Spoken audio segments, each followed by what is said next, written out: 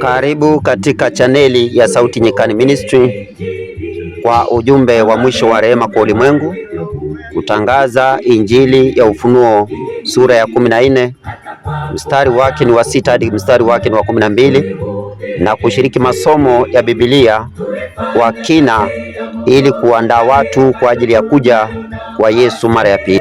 Unaweza kuwasiliana na mchungaji Pastor Joel Mutisia kwa ajili ya maombi, kwa ajili ya mashauri na kwa ajili ya maswali mbalimbali ya kibibilia kupitia nambari iliyoko katika screen. Mungu awabariki. Tuifanye kazi ya Mungu, tungalie bado tunayo nafasi. Katika mdahalo wa kielimu kati ya Mwalimu Francis Ndasha na Ustaz Kisede Shabani, na kuna mada ambazo zimechaguliwa ziko mbili kwa leo, ambayo kwa neema Mwenyezi Mungu naamini tutaenda kuzimaliza vizuri, ingawa tumechelewa. Kwanza tukumlazi na samani sana kwa wote ambao mmengojea muda huu ambao ulikuwa ufanyike saa 4 kamili mpaka saa 11 jioni. Ya mada ya kwanza ni nani Muhammad alitumwa na nani? Hii ni mada imechaguliwa na upande wa Kristo, kwa Ndacha ataenda kuisimama nayo. Na mdahalo huu ni kati ya Mwalimu Ndacha na tena na Ustaz Kisede Shabani. Kulingana na hii mada ambayo tumechagua upande wa Kristo, ataenda kuipandisha Ndacha kwa dakika 20. Bila kuchelewesha muda, Mwalimu Ndacha, nikuombe uchukue nafasi hii kupandisha mada hii. Karibu. Asante kwa muda ambao nimeweza kupata niweze kupeleka mada ya siku ya leo, ingawa nilitarajia niweze kupata muda mwingi kwa sababu mada hii ni kubwa, ingawa kwa bahati mbaya walimu wa Kiislamu wakaja kwa kuchelewa. Kwa hivyo muda ambao umepatikana ni muda mchache ambao nitaweza kuutumia vizuri kufundisha ulimwengu ya kwamba Mtume Muhammad ambaye leo anaaminika katika dini ya Kiislamu hajatumwa na Mungu, na aliyemtuma Muhammad naenda kutoa Muhammad alitumwa na nani, kwa sababu leo Waislamu wanawekelea kwamba Muhammad alitumwa na Mungu. Hiyo ndio sababu ya kuomba mada hii. Ilikuwa nimeiomba makusudi.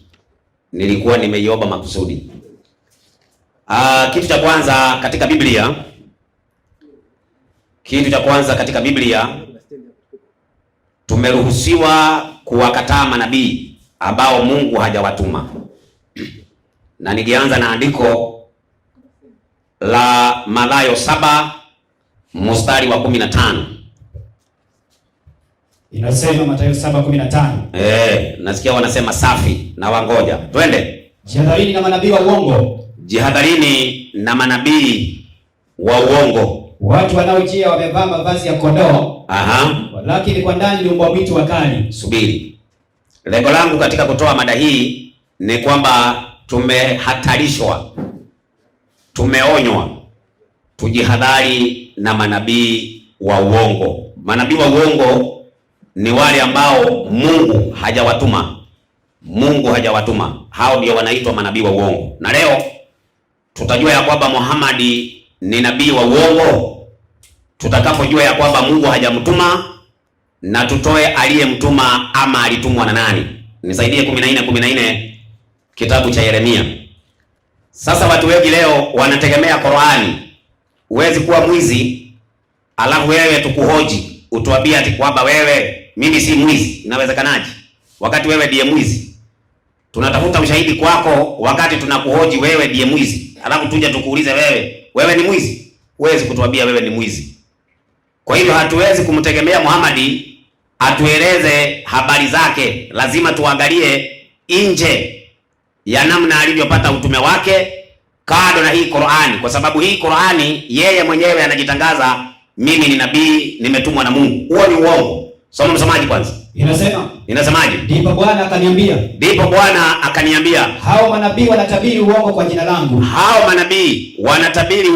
jina langu. Mimi Mimi sikuwatuma. Mimi sikuwatuma. Wala sikuwaamuru. Wala sikufanyaji? Sikuwaamuru. Lakini wanapokuja wanakuja wakidai wametumwa na nani? Na Bwana.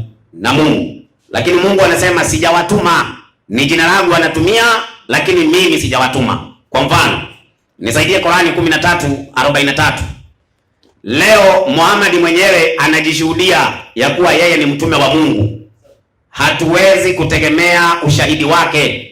Tunapomchunguza yeye, lazima tuangalie sehemu ambaye yeye mwenyewe tutamjua kwamba hajatumwa na Mungu. Kado na yeye mwenyewe. Soma msomaji.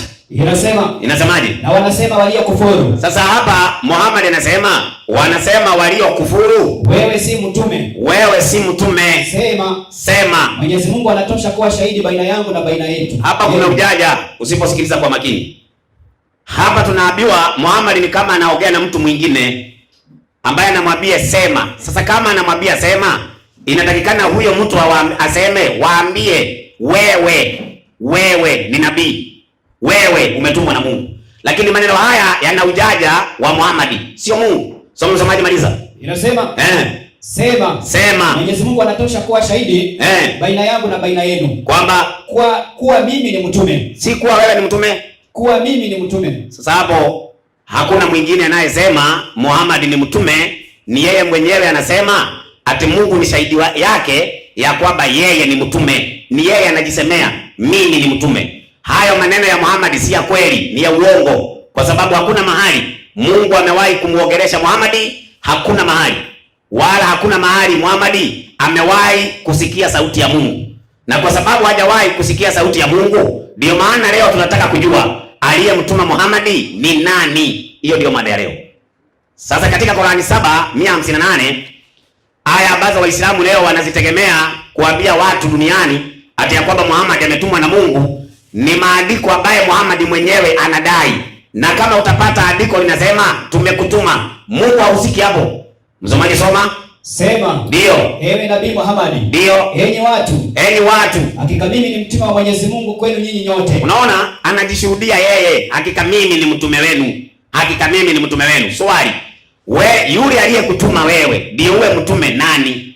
Hiyo ndio ile kitu ambaye leo tunataka tujue. Nani aliyemtuma Muhammad? Sasa katika Qur'ani 4:79 ndio tunaanza kuingia katika mnakasha kamili sasa. Ile 79 Qur'ani inasemaje? Wema uliokufikia. Sasa hapa tunaambiwa wema uliokufikia wewe Muhammad umetoka kwa Mwenyezi Mungu. Twende. Na ubaya uliokufikia unatoka nafsini mwako. Twende. Mwenyewe amefanya mambo hata yakakufika hayo. Safi. Nasi tumekupeleka kwa watu. Sio nasi nimekupeleka kwa watu. Kwa sababu kama angetumwa na Mungu angesema, kama mtasema nasi ni Mungu ni sawa. Lakini andiko lingekuwa nasi nimekupeleka kwa watu. Sio nasi tumekupeleka. Kwani atakuwa ametumwa na Mungu wangapi? Kwa sababu aliposema nasi tumekupeleka kwa watu. Nasi tumekupeleka kwa watu. Sasa kama andiko hili mtadai ya kwamba ni Mungu anayezungumza, itakuwa basi ni kikundi cha Mungu ambaye walimtuma Muhammad, kikundi cha Mungu.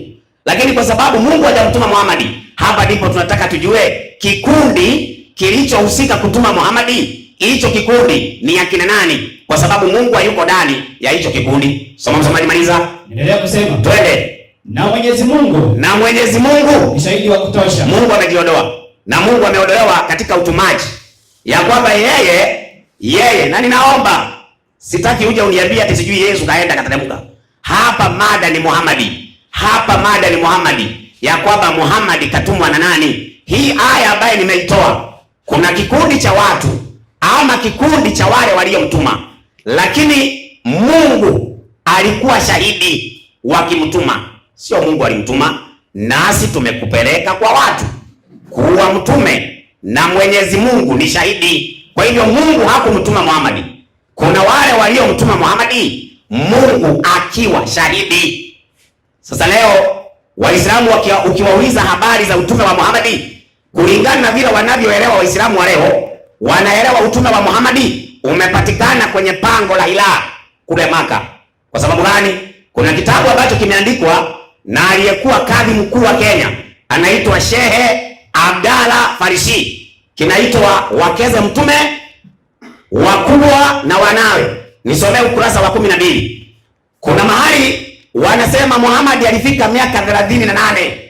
Akiwa na miaka 38 ndio amehamia kwenye majabali, kwenye pango. Huko ndiko tunaambiwa alienda kuupokea utume wake huko. Soma msomaji tusikie.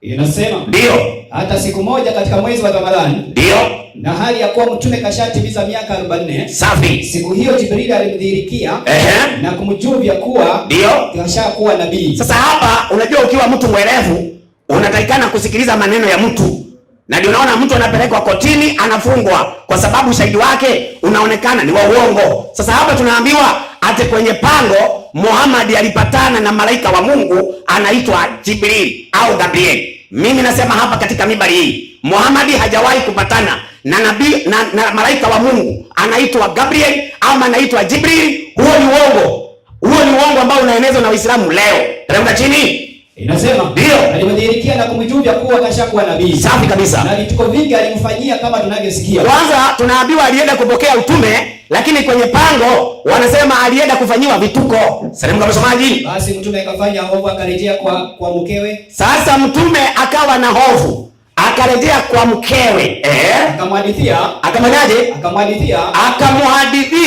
Na pale homa kubwa kabisa ikampanda. Hakuna nabii yoyote amewahi kwenda kupata utume akirudi kwa nyumba ana homa. Muhammad anatuambia amepatana na malaika kulingana na kitabu hiki cha Uislamu. Amepatana na malaika Gabrieli, lakini anaporudi kwa bibi yake anarudi akiwa na homa. Alafu anatuambia wamepatana na malaika. Malaika anakupa homa. Homa ndio utume. Somo msomaji. Akataka afunikwe manguo. Mara na kusema, ndio, najihofia nafsi yangu. Sasa kulingana na kule juu ambaye tumesoma, tunaambiwa ati alikutana na malaika, lakini anaporudi kwa bibi yake anamwambia bibi yake, ninahofia nini? Nafsi yangu kuchezewa na mashetani. Atakuchezewa na nini? Mashetani. Kuchezewa na nini? Mashetani. Sasa iweje anatuambia huko kwa pango wamekuwa na malaika, lakini akifika nyumbani ana hofu, anasema ninahofia nafsi yangu kuchezewa na mashetani. Kwa hivyo ina maana kwa ushahidi wa Muhammad kwenye pango alitokewa na mashetani, lakini kwa shehe anasema aliyemtokea ni malaika Gabrieli. Lakini Muhammad mwenyewe anapomwambia mke wake anamwambia, mimi kwenye nimetoka kwa pango ninahofia nafsi yangu kuchezewa na mashetani. Twende. Anaendelea kusema ndio, kuchezewa na mashetani na kuniharibu akili yangu. Safi. Na kunizuga. Ndio. Bibi Khadija pale akamdhikiza. Bibi Khadija akafanyaje? Alimdakizi. Endelea. Akamwambiaje? Wacha hayo. Sio yatakayokuwa hayo. Tupe habari. Wewe huwezi kuchezewa na mashetani. Wewe sasa huwezi kuchezewa na mashetani. Shetani hawezi kukuchezea mtu mwenye sifa zako. Unaona, mwenyewe anasema mimi nahofia nafsi yangu kuchezewa na mashetani. Yule anamwambia hawezi kuchezewa na mashetani ni bibi yake na hako nyumbani, yeye hakuwa kwa pango. Muhammad alikuwa peke yake kwa pango na yeye anahofia nafsi yake kuchezewa na mashetani, lakini bibi yake anamuondolea hofu. Anamwambia wewe hauwezi kuchezewa na mashetani. Twende. Endelea kusema. Ndio. Mimi naona nimeshakuwa mtume. Unaona, utume kwa bibi yake umeanza kupatikana. Alafu unakuja kuwekelea Mungu. Utume huo ushapata, bibi kampa utume Muhammad. Kwa hivyo kwanza mtu wa kwanza kuhusika kwa kupeana utume kwa Muhammad ni bibi yake Bi Khadija. Huo ndio wa kwanza. Amesema mimi naona wewe ushapata nini? Utume. Tupe habari. Inasema mtume alipochukua usingizi, mtume alipopatwa na usingizi, alitoka bibi Khadija akaenda kwa ile jamaa yake. Sasa tunaongeza wa pili. Bibi Khadija akaondoka akaenda kwa jamaa yake Bwana Waraka bin Nafai. Padri wa Kinasara. Akamjuvia haya. Akamwambiaje? Yule padri akamwambia. Rudia. Yule padri akamwambia. Sasa yule padri anamwambia Khadija, anamwambiaje? Utume huo kashapata. Nani? Utume mumeo. Akapata utume nini? Mumeo. Kwa hivyo wa pili anayepeana utume kwa Muhammad anaitwaje? Waraka bin Nafai. Wa kwanza anayepeana utume kwa Muhammad anaitwaje? Bibi Khadija. Msimuwekelee Mungu. Mungu hajahusikana katika utume wa Muhammad. Sasa wakati Qur'ani hii inapoandikwa utume ushapeanwa na hawa, sasa katika Qur'ani ndani utasikia Muhammad ni mtume, sio Mungu anasema ni hawa.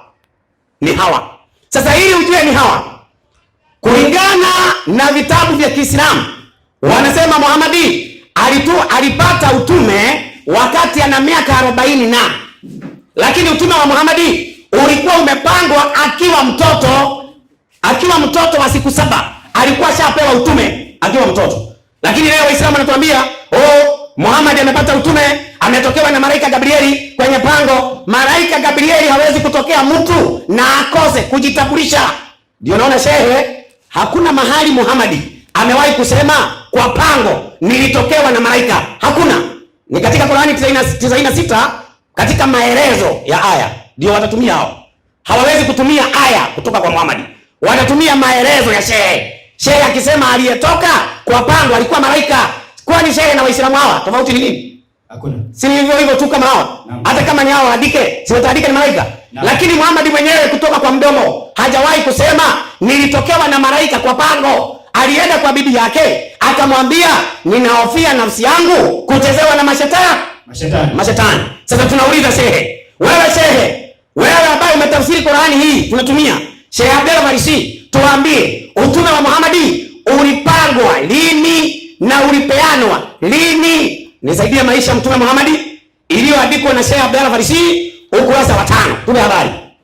Pale alfajiri alipokwisha kuzaliwa mtume, ndio alikwenda kuitwa babu yake. Nani? Kuja kumuona mjukuu wake. Yaani alienda akaitwa nani? Babu yake Abdul Muttalib. Huyu babu yake Abdul Muttalib aliitwa wakati Muhammad amezaliwa. Twende. Babu huyu alifurahi sana. Ndio. Na akamfunika manguo. Akajikongoja naye mpaka kwenye Alkaba. Twende. Akafungua mlango. Akaingia naye ndani. Twende. Akasimama muombee dua. Safi. Kwa mashairi mazuri ya Kiarabu aliyoyatunga. Maliza. Mwenyewe wakati ule. Twende. Kisha akarejea naye. Jua bado alipochomoza. Safi. Hata siku ya 7 au ya 8. Alifanya karamu kubwa. Ndio. Na akampa mjukuu wake jina la Muhammad. Kwanza huyu babu yake Abdul Muttalib alikuwa muabudu masanamu. Akamchukua Muhammad akaenda kumwombea dua ndani ya Kaaba ambayo ilikuwa imejaa masanamu. Na baadaye huyo Abdul Muttalib akampa jina Muhammad. Kwa nini alimpa hiyo jina? Tupe habari. Yaani mwenye kushukuriwa kwa vitendo vyake vizuri. Safi. Jamaa zake walipomuuliza sababu ya kumuita jina hili, kumbe Waarabu waliuliza kwa nini umempea huyu mtoto jina Muhammad? Maana jina Muhammad halikuwa linatumiwa na Waarabu. Aliwajibu ya kwamba anatarajia afikie cheo hicho cha kushukuriwa na kila mtu. Kumbe babu yake Abdul Muttalib alimpea jina Muhammad akiwa anamtarajia awe anaongoza kila mtu, anashukuriwa na kila nani? Mtu. Kwa hivyo babu yake Muhammad alikuwa amepanga Muhammad atakuja kuwa nani? Kuwa mtume kwa Waarabu. Kwa hivyo utume wa Muhammad ulipangwa kuanzia alipokuwa na siku 7 au siku ya 8, na wa kwanza alikuwa ni Abdul Muttalib. Huyu Waraka wakiwa na Hadija wamekuja kumalizia mission. Wa kwanza alikuwa Abdul Muttalib alipompa jina Muhammad. Msomaji tena mwika chini.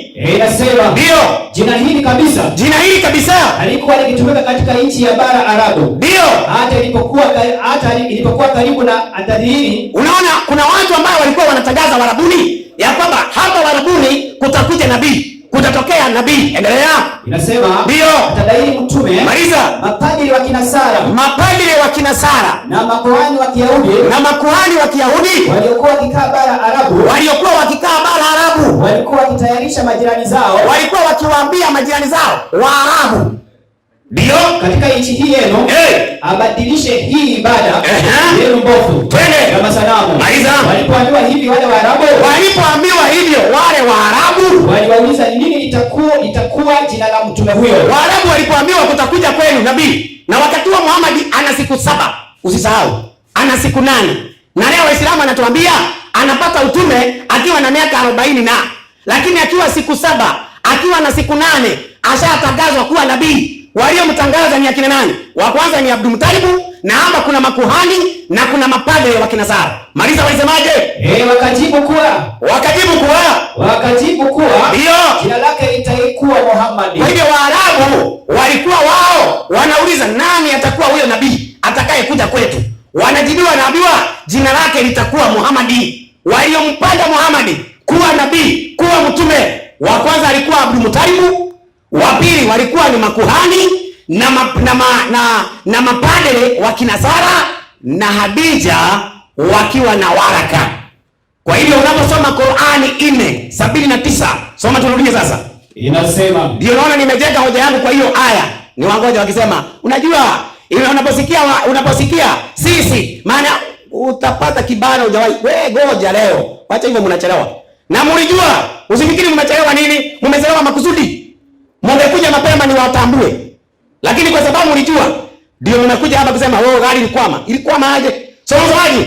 Wewe uliokufikia unatoka kwa Mwenyezi Mungu. Safi. Na ubaya uliokufikia unatoka nafsini mwako. Twende. Mwenyewe umefanya mambo hata yakakufika hayo. Ndio. Nasi tumekupeleka kwa watu. Kuwa mtume. Na Mwenyezi Mungu ni shahidi wa kutosha. Bas, kwa hivyo yule aliyemtuma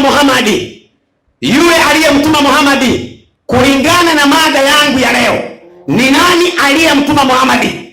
Wa kwanza wao nimewataja mpaka wa mwisho. Ninawasubiri mashehe.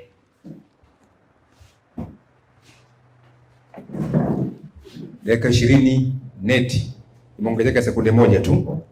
Sasa ni upande wa pili sasa kupandisha mada, na bila shaka wote wa Kristo mmesikia alichokisema Mwalimu Ndacha pamoja na Waislamu. Sasa nimpandishe Mwalimu Kisedei kwa dakika 20. You're welcome. Hata kama Kiswahili kinakushinda basi tuongeza Kilingala. Tuko vizuri. Karibu.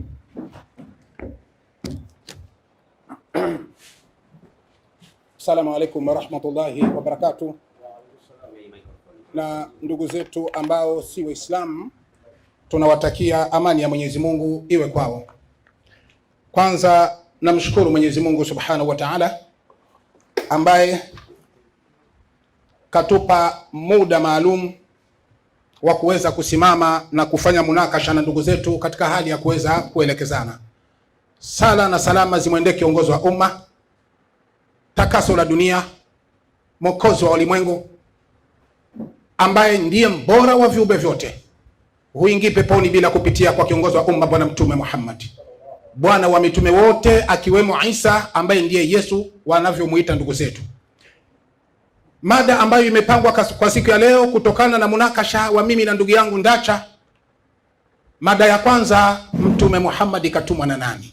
Hiyo ndiyo mada ya kwanza, na amezungumza mada hiyo kwa dakika 20.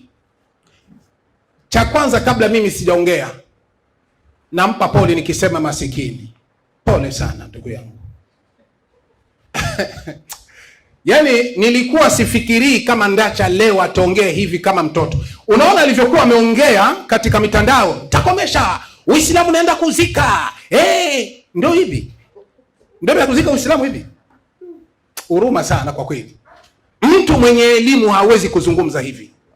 Nadhani kwamba kuna hoja ya kimsingi ambayo utazungumzia itikise dunia, itikise Afrika, uthibitisho bayana kwamba Muhammad si mtume, lakini unakuja na dhana waraka kampa utume. Sijui kaza au kaza. Wapi waraka amempa utume? Anakuambia tangu leo wewe nakupa utume. Wapi Khadija amemwambia tangu leo mimi nakupa utume? Wapi? Alafu kitu cha ajabu, kwa kutaka kujifungia unaanza kata. Kweli tumechelewa, na sababu ya kuchelewa ipo, kila mtu anajua. Tulikuja na gari, iliingia kwenye mchanga ikazama. Leo unakataa kwamba hapana.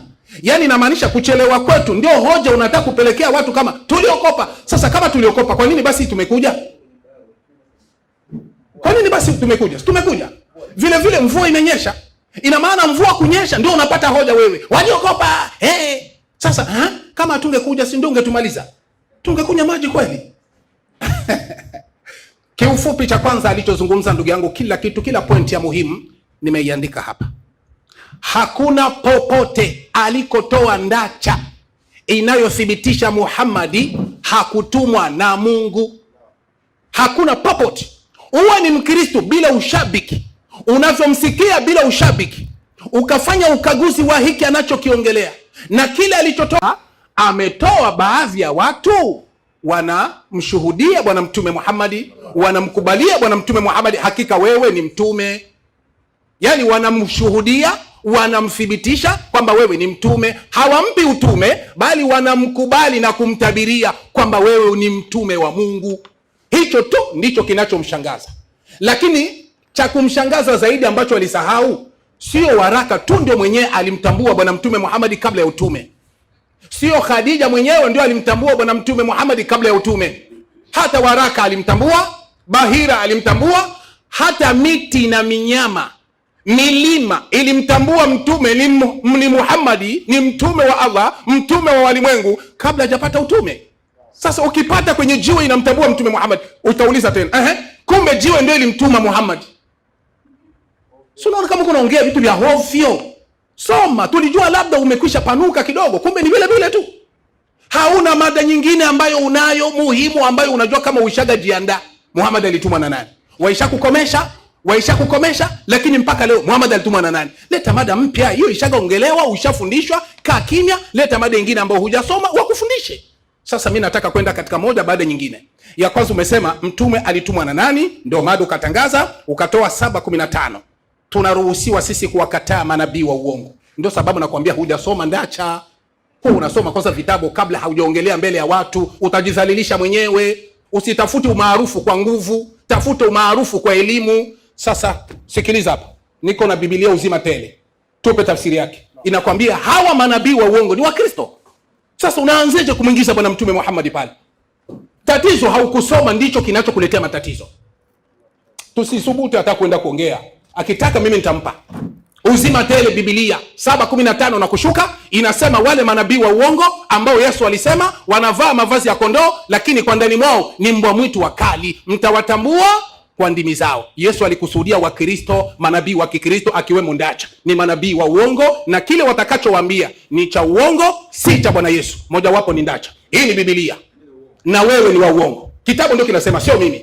Mkisema tupe andiko, baadaye yakuja nitakupa. Nasema kwa sababu sina wasiwasi.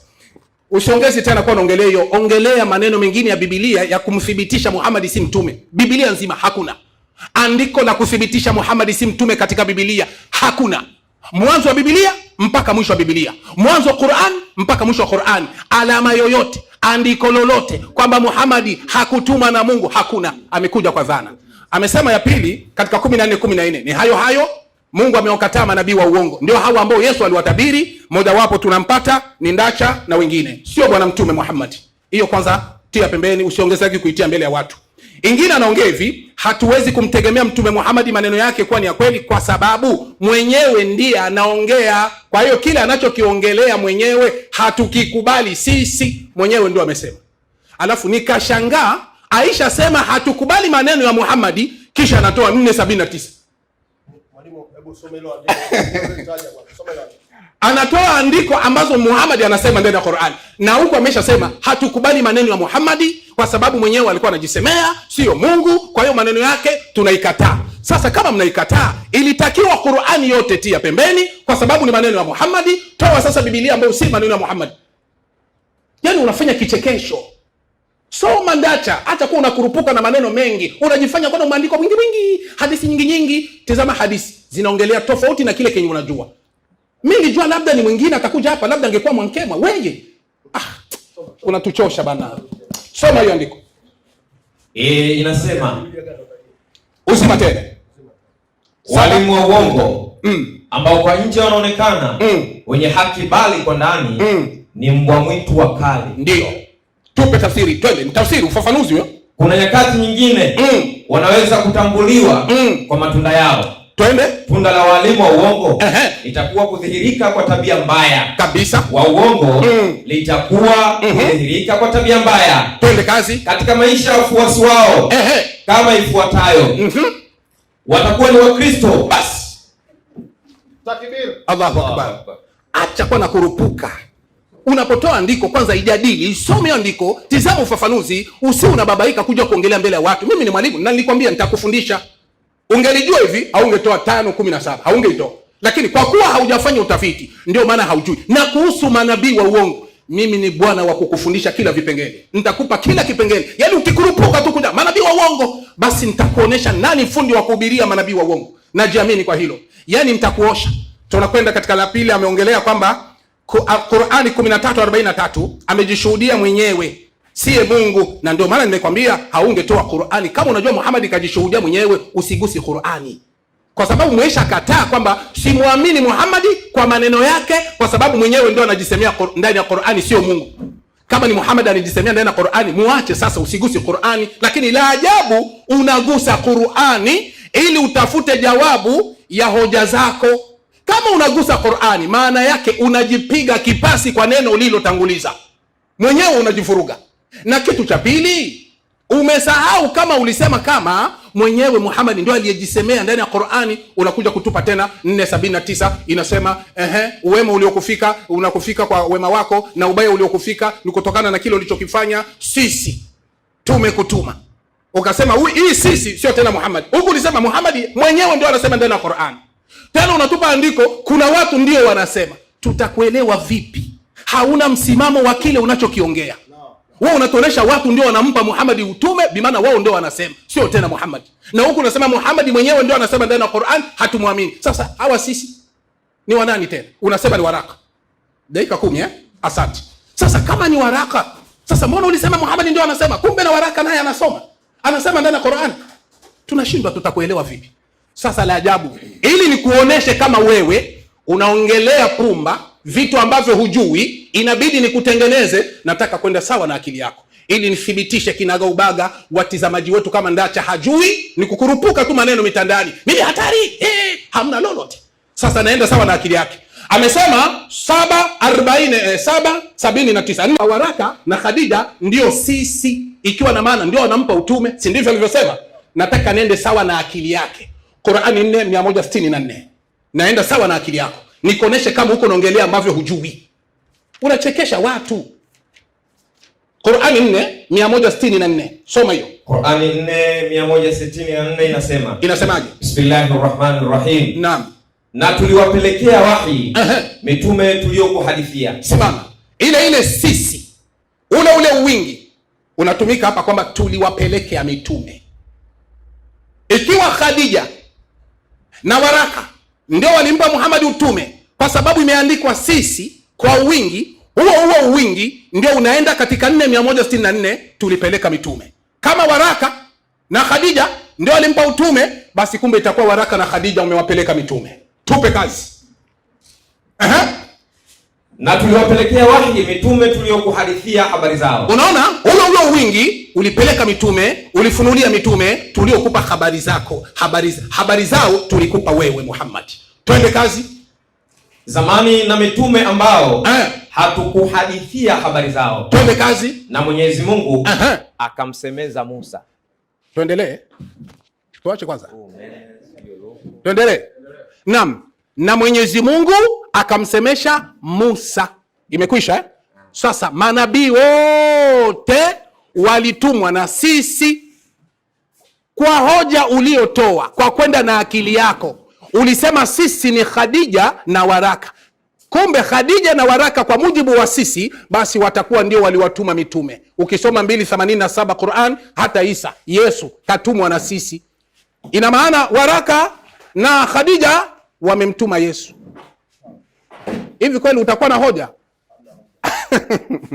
Hakuna hoja. Ulitakiwa ulete uthibitisho Muhammadi hakutumwa na Mungu, lakini tangu naanza mpaka mwisho hakuna kitu kama hicho. Hiyo ni hoja na kuachia hapo. Njoo utuambie hii sisi imemtuma na Yesu. Je, ni waraka na Khadija? Tunakwenda katika kipengele cha kufuata. Unasema 7:158 Qur'an. Inasema hivi, umesema kwamba kajisemea mwenyewe Muhammadi, sio Mungu ndio kasema. Soma 7:158 Qur'an. Umesema uongo. Maneno unayoyasema umepachika ambavyo haviko kwenye 7:154. Na ndio sababu Ndacha una matabia ambayo wewe unapokuwa unahubiri watu, maneno unayoyasema tofauti na kile kinachoandikwa. Alafu kuna jikakamua. Mimi hatari. Si afadhali basi angekuwa mwingine? Hapana wewe. Soma hiyo andiko alisema kwamba ni Muhammad mwenyewe kasema. Soma 7:158 Qur'an. 7:158 Qur'an inasema. Naam. Bismillahirrahmanirrahim. Naam. Sema, ewe Nabii Muhammad. Naam. Enyi watu, hakika mimi ni mtume wa Mwenyezi Mungu. Simama. Aya inaanza sema ewe Nabii Muhammadi. Ina maana msemaji hapa si Muhammadi, kuna yule ambaye anayemwambia aseme. Sasa wewe umepachika kwamba mwenye alikuwa anajisemea hapa ni Muhammad. Sasa kama ni Muhammad ndio atasema sema ewe Muhammad. Ndacha, una matatizo ndugu yangu. Malizia. Hakika mimi ni mtume wa Mwenyezi Mungu. Nashukuru sana mwenyekiti kwa hekima yako. Kutokana na pirika za mtandao za umeme, basi umeniongezea dakika 2. Ubarikiwe. Kama tulivyokuwa tunaongea, kipengele ambacho nilikuwa nimefikia, nilikuwa namwambia Ndacha ndugu yangu, ni jamaa yangu, mjadala wetu hauwezi ukatuletea uadui. Hapana. Tunaruhusiwa na vitabu vyote kufanya mjadala. Inategemea sasa na elimu ya mtu. Sasa ushauri ambao mimi nitamwambia Ndacha, kwanza akae asome, ima aende awaulize wenzake. Kwa sababu tunaonaga mipito ya wenzake wa Kristo, mapasta wenzake, namna wanavyokuwa wanapeleka mada. Anaongelea kitu unasikia kweli hoja hii. Hata kama utakuja kumjibu na kumfunza, lakini unasikia kweli hoja inaeleweka hata akilini. Lakini hoja zote za Ndacha zinakuaga chini. Yani mtu mwenye anamshabikia Ndacha kwamba ameongea kitu ni ambaye hajasoma wala hajui. Ndio vitu kama hivi. Kwa hiyo ninamshauri akae, awe anasoma, ajifunze kwa wenzake, au aende muulize ngalau Mwankemwa. Mwankemwa ni mwalimu mzuri, anamfundishaga Ndacha vizuri na anamuikaza chini kweli, na watu wanashuhudia kweli, Mwankemwa ni mwalimu mzuri, anamkomesha Ndacha kabisa. Anamfundishaga. Na si Mwankemwa tu, walimu wengi tu. Kuna walimu ambao wanakuwa wanazungumza, unakutana alivyozungumza mada ile Ndacha akaizungumza, lakini unakutana elimu ya Ndacha iko chini sana kuliko ya yule aliyepeleka. Sasa ushauri wangu wa mapenzi na undugu, si kwa ubaya, ikaa chini Ndacha, soma. Tena unakuja kunitafuta mimi si ndio nitakubomoa? Tafuta ambao bado. Hapana mimi. Na bahati nzuri Waislamu waisha kukomesha. Na mimi tena bado unanitafuta. Ukimaliza na mimi nikisha kukukomesha na kukufundisha, baada ya siku utaanza kusema namtafuta sijui nani. Ingelikuwa kuna elimu ungekuwa unatafuta walimu wa Kiislamu, lakini bahati mbaya uko chini sana. Hivi unavyoviongelea ndio vinakushusha sana, na bado katika hatua ya pili. Tunamalizia kusema hivi, amesoma katika maisha ya Mtume Muhammad akisema hivi kwamba hakuna popote ambako Mtume Muhammad mwenyewe alisema kwamba nimetokewa na malaika. Alisema hakusema? Alisema kabisa. Hakuna popote. Ndio sababu nakwambia Ndacha, ikaa chini usome. Usi unakurupuka vitu ambavyo haujui, utajidhalilisha, na umaarufu wa utafuti kwa nguvu. Sasa hiki kitu unachokifanya hiki itasababisha hata mafadhili wako wakukimbie. Soma sasa, tusomee hiyo maisha ya Mtume Muhammad. Tusomee kitabu maisha ya Mtume Muhammad alikosoma yeye, ukurasa wa 9. Anasema kwamba Mtume Muhammad hakufikiwa na malaika. Mwenyewe amesema. Soma hiyo kisha utasoma na ile Ar-Rahik al-Maktum. Soma. Asema Mtume Muhammad sallallahu alaihi wasallam. Mtume Muhammad sallallahu alaihi wasallam anasema. Anasemaje? Sikiliza. Nikasema. Kisha nikakumburuka kutoka katika usingizi wangu. Mtume akatoka katika usingizi wake. Nikaona kwamba moyoni mwangu mumeandikwa maneno hayo. Nikaona moyoni mwangu kumeandikwa maneno haya. Nikatoka hata nilipofika nusu ya jabali nateremka. Ndio. Nilisikia sauti ikitoka mbinguni ikisema, mimi Muhammadi nikasikia sauti inatoka mbinguni ikisema, ewe Muhammad, ewe Muhammadi, ewe Muhammad, ewe Muhammadi, wewe ni mtume wa Mwenyezi Mungu. Wewe ni mtume wa Mwenyezi Mungu. Na mimi ni nani? Ni Jibril. Jibril. Maneno ya Mtume Muhammad mwenyewe. Soma Ar-Rahik al-Maktum ukurasa 104. Ongezea hilo. Msikilize bwana Mtume Muhammad. Kashuhudia nimetokewa na malaika Jibril. Kama sana. Inna lillahi wa inna ilaihi rajiun. Soma hiyo ukurasa 104. Mimi Muhammad nilitoka nikiwa nalikusudia jambo hilo. Ikiwa nakusudia jambo hilo. Mpaka nilipokuwa katikati ya jabali. Nilisikia sauti kutoka mbinguni ikisema, ewe Muhammad, ewe Muhammad, ewe Muhammad, ewe Muhammad, wewe ni mjumbe wa Mwenyezi Mungu. Wewe ni mjumbe wa Mwenyezi Mungu. Na mimi nani? Na mimi nani? Ni Jibril alayhi salam. Bas, Mtume kasema. Tukimalizia katika maneno yake amesema kwamba babu yake Muhammadi alimpa Muhammadi jina. Eti babu yake Muhammadi alimpa Muhammadi jina bado mdogo. Itakuwaje kafiri mshirikina anampa Muhammad jina tukufu huku akitoa maneno ya kumpa utume, ikiwa na maana kwamba mtume alipewa utume na watu binadamu washirikina, sio Mungu? Kwa sababu unaona mshirikina anamtabiria Muhammad kuwa mtume hali ya kuwa angali bado mdogo. Ikakushangaza. Ngoja tumuulize bwana Mtume Muhammad, mbona wewe umepewa utume bado mdogo, tena mshirikina? Sio hilo tu, nilikwambia mbeleni, na miti, mawe, milima, karatasi, miti, kila kitu kilimtambua Muhammad kabla ya utume. Acha tumuulize Mtume Muhammad, kwa nini kapewa jina? Kwa nini kabashiriwa? Kwa nini kaambiwa kabla ya utume? Ilikuwaje? Tusomee Ar-Rahik al-Maktum. Lu'lu wal Marjan, hadithi ya 71. Soma hiyo. Nimetia alama pale. Sawa. Kwa hakika haitaingia peponi isipokuwa nafsi ya Muislamu. Haitaingia peponi nafsi yoyote ila nafsi ya Muislamu. Twende kazi. Na hakika Allah ataisaidia dini hii. Allah ataisaidia dini hii ya Kiislamu hata kwa kupitia mtu muovu. Bas, hata kwa muovu Mungu anaweza akathibitisha utume wa Muhammad. Hata kwa kafiri mtu anaweza akathibitisha utume wa Muhammad.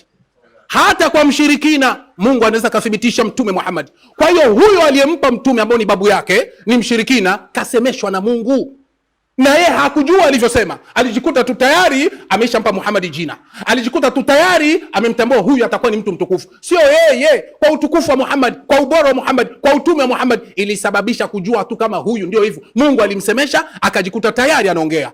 Hakuna popote utaleta ambako mtume Muhammad si mtume wa Mungu. Kwa kumalizia 33:40 Qur'an. Angalia ali mtume Muhammad. Hapana kuwa kurupuka vitu ambavyo hujui ndacha. Kaa chini usomeshwe. Na kwa taarifa yako hakuna ushahidi wowote ambao utatoa iwe ni kibibilia, kwa sababu Biblia mimi naijua zaidi yako tena maradufu, na sio wewe tu, Wakristo wote unaowajua mimi na washinda Biblia, naisoma Biblia zaidi yao, naijua Biblia zaidi yao. Na kama unapinga tuonee hapa, thibitisha ualimu wako kwenye Biblia, thibitisha ualimu wako kwa kitabu chochote. Nina uhakika ndacha nitakufundisha, na uache kuwa unasumbua watu mitaani, fujo watu mitaani, haujui chochote. Soma hiyo 33:40. 33:40 Qur'ani inasemaje? Bismillahirrahmanirrahim. Naam. Muhammad si baba wa yoyote katika wanaume wenu. Kwa nini? Bali yeye ni mtume wa Mungu. Bas, yeye ni mtume wa Mungu. Waraka sio mtume, Khadija sio mtume. Kwa hiyo Muhammadi ni mtume wa Mungu. Tungelipendelea utoe hoja kama hizi, Muhammadi si mtume wa Mungu, ungeonekana uko na mashiko. Lakini sikiliza, andiko nasema Muhammadi ni mtume wa Mungu. Kwa kumalizia, umetuambia kwamba sawa, asante. Bas.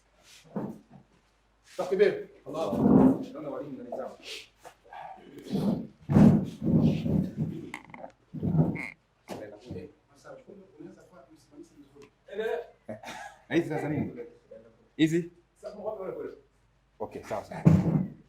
Haya jamani, habari zenu? Nafikiri mali nayo vizuri Nimeona Mwalimu Kisaide Shabani ameungana na Mwankemwa kumkabili Ndacha.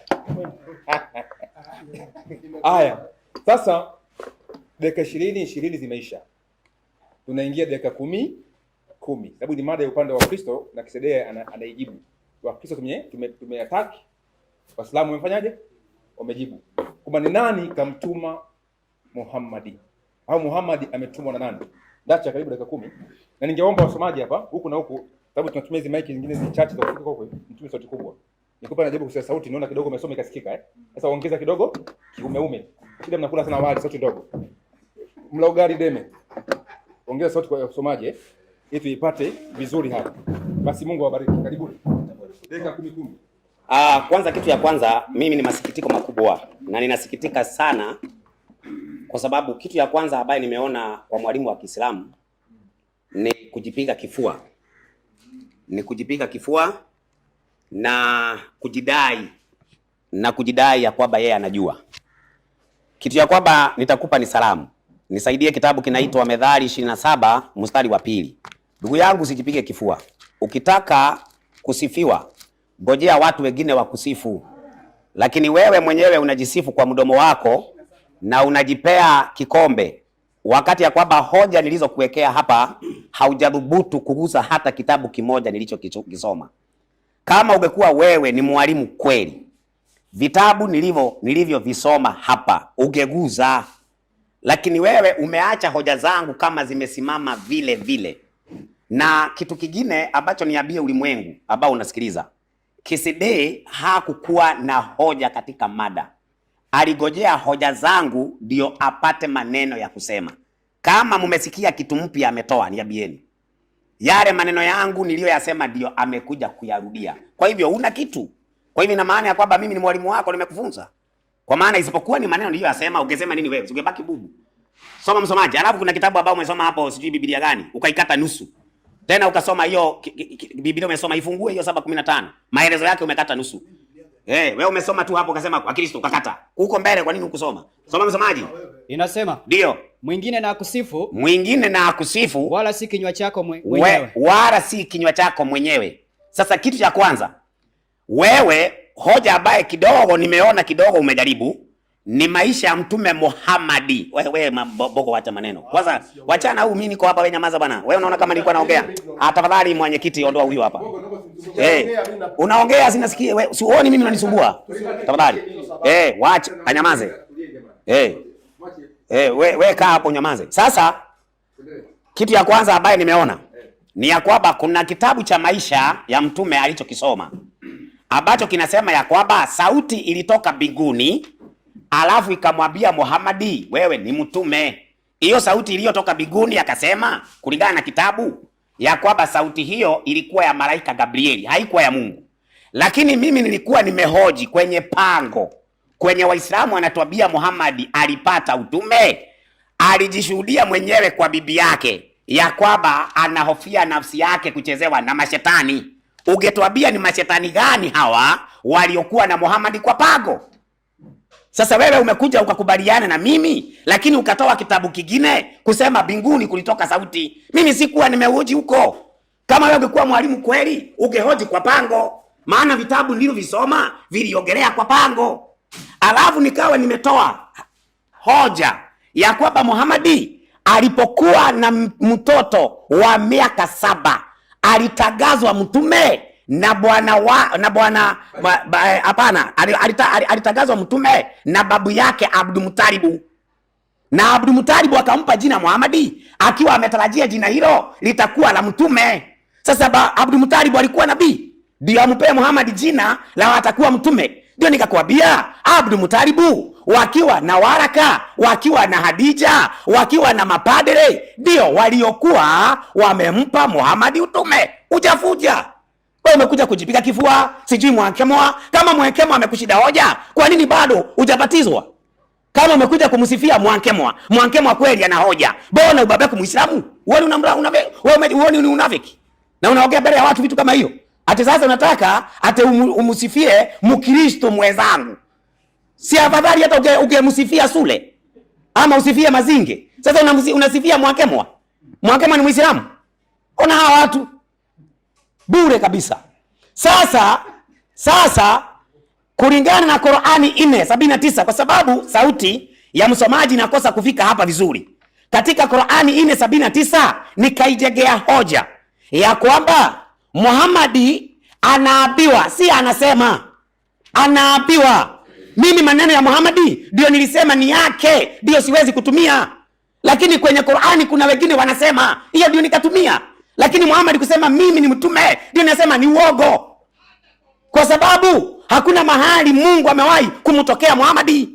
Sasa nikasema wale wanasema wewe tumekupeleka kwa watu kuwa mtume. Nikasema hao ndio ambao nimewatoa watu 5. Na wewe umekubaliana kwa sababu umesema hata wale waovu ala anawatumia kusema Muhammad ni mtume. Utapiga. Unaona unacheka kicheko cha aibu. Badala ulie, sasa unaona acha nicheke kwa sababu siwezi lia. Lia mpu, acha kucheka kicheko ya aibu. Lia tu tujue ya kwamba ushapata aibu. Kwa sababu mada imekulemea. Mimi nidhani ya kwamba hata huyu Kisede sasa umetumia muda mwingi kujisifu. Wakati kuna hoja nimekuachia. Sasa yeye katika kitabu kile, nipe hiyo kitabu. Al-Haqq al-Maktum.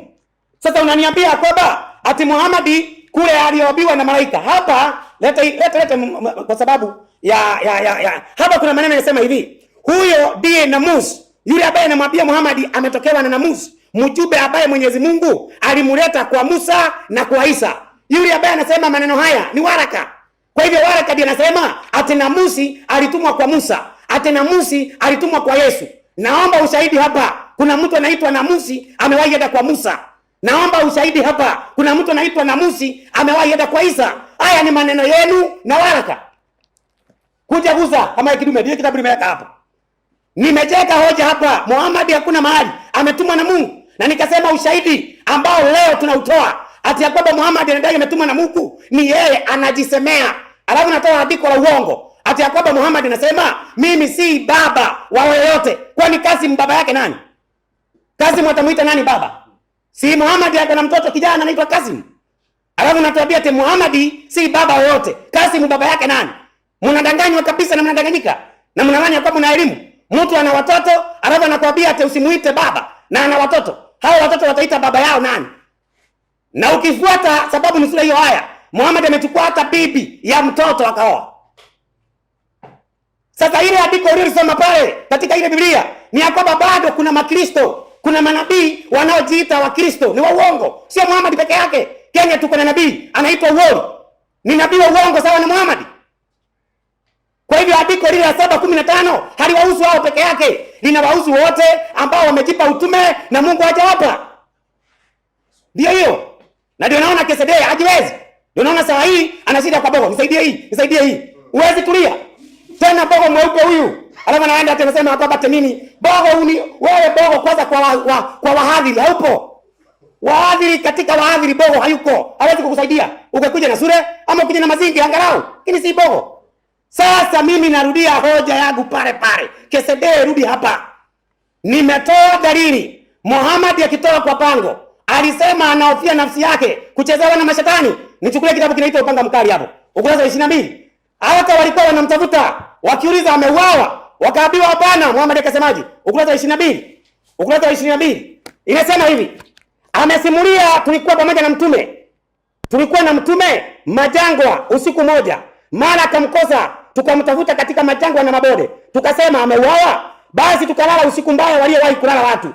Kulipobabazuka, mara tukamuona akija, akitoka upande wa Hira. Tukamwambia ya Rasulullah, tumekukosa na tumekutafuta wala hatujakupata. Basi tukalala usiku mbaya waliowahi kulala watu. Akasema nilijiwa na muhitaji wa majini, nikaenda naye kumsomea Qur'an. Huyu muhitaji wa majini ndio Jibril. Muhitaji wa majini ndio Jibril. Ambaye Muhammad alikuwa naye kwa pango.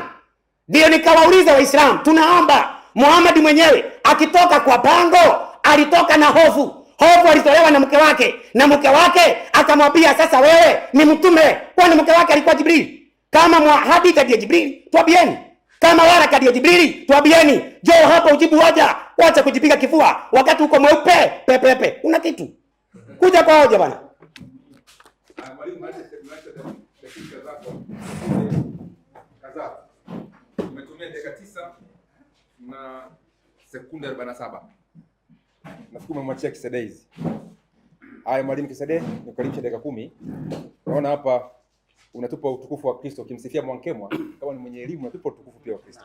Haya, karibu. Dakika 10. Baada ya hapo maswali na majibu. Asante sana. Mimi nashukuru sana mwenyekiti kwa baraka yako. Pamoja na kuchomeka unakochomeka, haikufai wewe uchomeke. Mwache Ndacha na mimi na sitaki asaidiwe huyu Ndacha. Haya. Sasa ndio sababu nasema Ndacha ni wa kumsikitikia masikini. Angalia gisa anakuwa anajiminya mwenyewe, anajitekenya alafu mwenyewe anacheka. Hapa anasema hivi, unamsifia mwalimu Mwankemwa. Si mwalimu Mwankemwa basi si ni Mkristo mwenzangu. Sasa kwa nini wewe huko Mkristo? Anasahau anachokisema, baadaye tena akamsifu Dr. Suli. Huyu ni mwadhiri huyu kweli? Ndacha ni mwadhiri kweli? Yaani hajuagi anachokiongea. Alafu namna alivyoanza, alianza na maneno, alianza na sauti nzuri tu ya upole. Lakini hapa anachemka. Amechemka. Nimemkanyaga mpaka anajikuta anapoteza raison. Hajui atashika wapi. Mpaka inaongea midomo inatetemeka. Hajui ataenda wapi. Nilikwambia wewe ndio umejuta mwenyewe kwa sababu ulikurupuka kuja kusema uongee na mimi. Mimi siko mchezo Ndacha. Ukija kuongea na mimi jipange kwa sababu Biblia naijua mwanzo mpaka mwisho. Qur'ani ndio usisemi. Naijua. Kuwa nadanganya watu mitaani. Sasa kama nilisema Mwankemwa, sijamaanisha kwamba ananiweza mimi. Hapana. Mwankemwa haumwezi Muislamu yoyote. Lakini wewe anakukomeshaga. Sasa wakati Mkristo mwenzako anakukomesha kwa hoja, usimtafute sasa ule mwenye ana hoja yako zaidi yako na zaidi ya Mwankemwa. Mtu lazima, Mwankemwa sio Mkristo, lakini kama anafanya kitu kizuri lazima kumsifia. Anaongeaga vizuri hata kama hana uwezo kwa Muislamu, lakini ana uwezo kwako. Anakukomeshaga. Subutu ukutane na Mwankemwa au ukutane na mwalimu yote, atakukomesha kwa sababu gani? Haujuagi unachokiongea. Ndio hivyo Ndacha, sikuchukii na kupenda ile anakushauria. Haya, tizama hivi unavyoongea tena, unavyoongezea poto.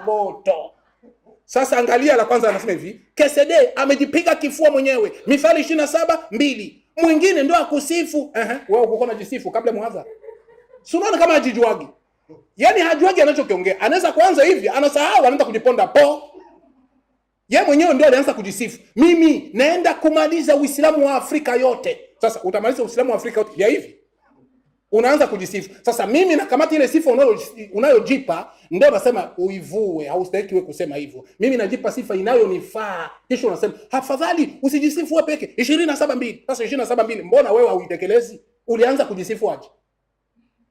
Maskini, huruma sana. Inna lillahi wa inna ilaihi raji'un.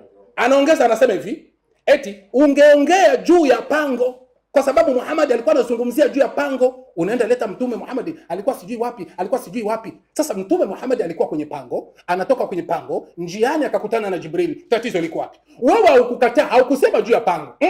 Ulisema Muhammad hakuna popote aliposema nimetokewa na malaika Jibril. Alisema hakusema? Sasa mimi nakupa Muhammad anasema mwenyewe nimetokewa na Jibril. Unaongeza tena neno. Ungesema juu ya pango. Mbona mwanzo ukusema useme juu ya pango? Wewe ulisema Muhammad hakutokewa, nimekupa katokewa na Jibril, kasema mwenyewe. Alafu ukasema lingine kwamba Bahira, Waraka, Khadija sio manabii, lakini kwa nini wamtambue Muhammad kuwa mtume na japo wao si manabii? Sasa usishangai kwa hilo. Nataka nikupe na viumbe ambavyo si manabii walimtambua bwana mtume Muhammad. Tunasoma kitabu hiki Miujiza ya bwana mtume Muhammad. Tunasoma ukurasa wa 94. Sikiliza, sio Waraka na Khadija tu. Vitu vyote vilimtambua bwana mtume Muhammad. Wewe ukikosa kumtambua ni labda sijui kichwa chako kimekwenda wapi. Ni huruma na kukuombea dua. Sikiliza 94 inasema hivi. Katika Shifa Asharif, Qadi Iyad, mwanazuoni mkubwa wa Maghribi, anasimulia kutoka kwa Abdallah bin Umar radhiallahu anhu kupita silsila imara za kuamkia manabii wote. Mtume katika msafara mmoja, bedui mmoja alimkaribia mtume Muhammad ambaye alimuuliza, wewe unakwenda wapi? Akajibu, kwa familia yangu. Mtume wa Mwenyezi Mungu akamuuliza tena, je, hutaki kitu bora kuliko hicho cha familia yako? Yule bedui akauliza, kitu gani hicho? Mtume sallallahu alaihi wasallam akamjibu akamwambia, kuwa ushuhudie kuwa hakuna Mungu anayestahili kuabudiwa ila Mwenyezi Mungu mmoja, na mimi ni mtume wake, na hana mshirika Mungu katika washirika.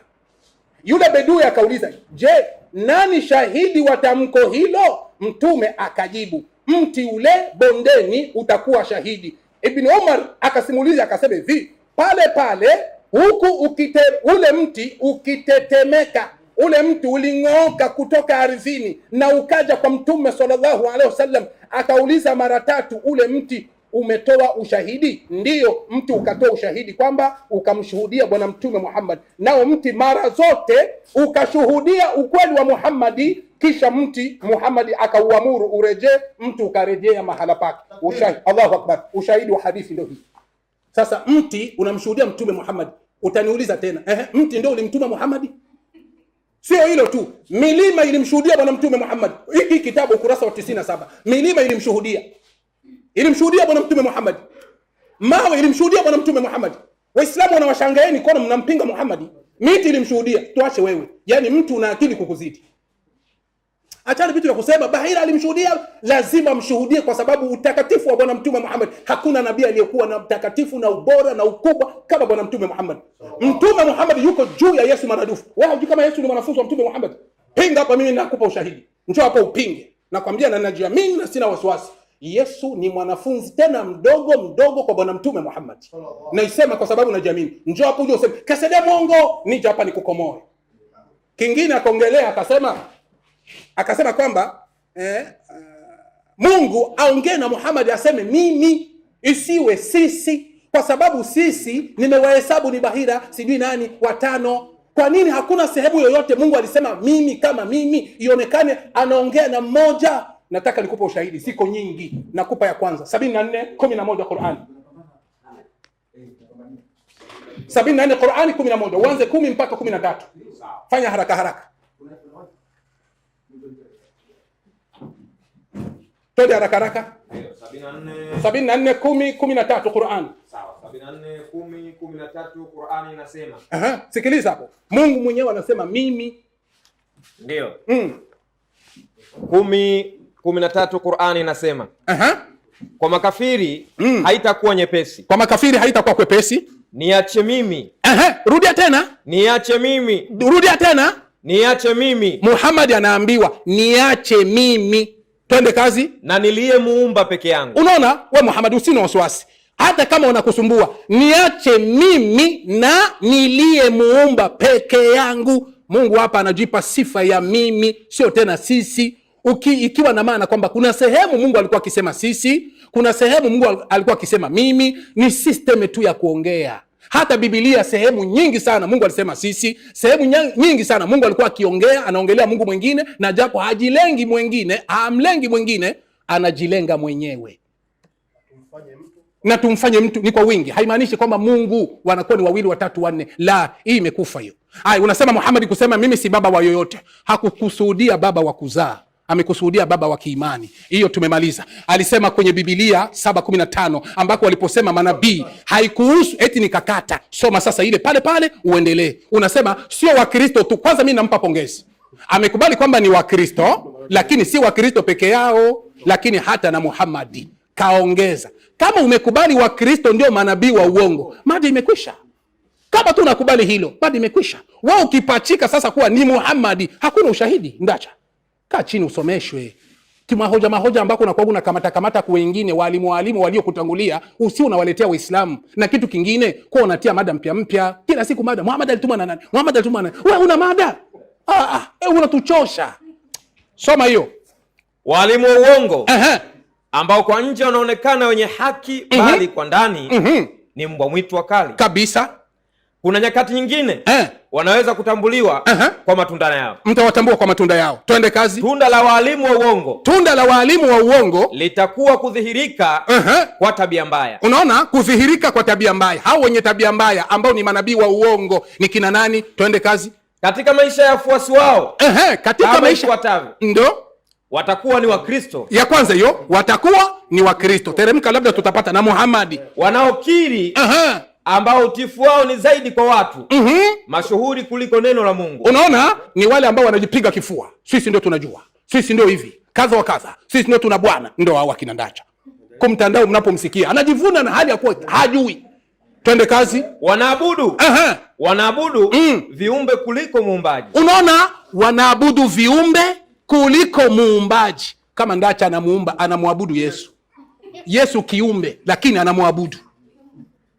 Twende kazi. Watajishughulisha zaidi na mambo yao wenyewe kuliko yanayompa Mungu tukufu na heshima. Ndio maana ukimwona pasta yeyote duniani anajifanya kujishughulisha na maneno ya Mungu, ni maneno tu, bali ndani ya nafsi yake anajishughulisha na dunia. Wenye kujishughulisha na Mungu peke yake kwa mapenzi na huruma na kukubali kuteseka kwa ajili ya Mwenyezi Mungu ni Waislamu tu, si Wakristo. Wakristo wako kwenye dunia, hawako kwenye akhera. Malizia. Itikadi yao italenga kwenye ubinafsi kuliko kwa Mungu. Bas, mnapenda ubinafsi. Hakuna nafasi wamekata hapo. Okay, Sadia amekata. Ulitaka kudanganya watu ili wajue kama nilichokiongea nilikata. Kuna vingine huko tumeendelea mpaka chini. Nimekata wapi?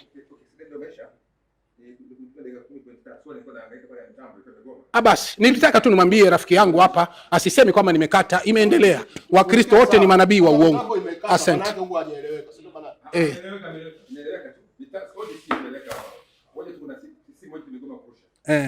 Inawezekana muda umekwisha, ni kweli. Masawe ni anasimamia vizuri, ni mwadilifu, isipokuwa alitaka kuongeza tu kalika kumchomekea. Yaani tuumie kwa ajili yako pia. Sasa mapenzi, wewe turekebishe kidogo mambo fulani. Alafu tutoka hapo tunaingia sasa kwenye muda wa maswali na majibu. Na swali litaanza kuulizwa na kwa Kisede. Tutaanza kuuliza swali. Mama tutauliza sisi. Haya.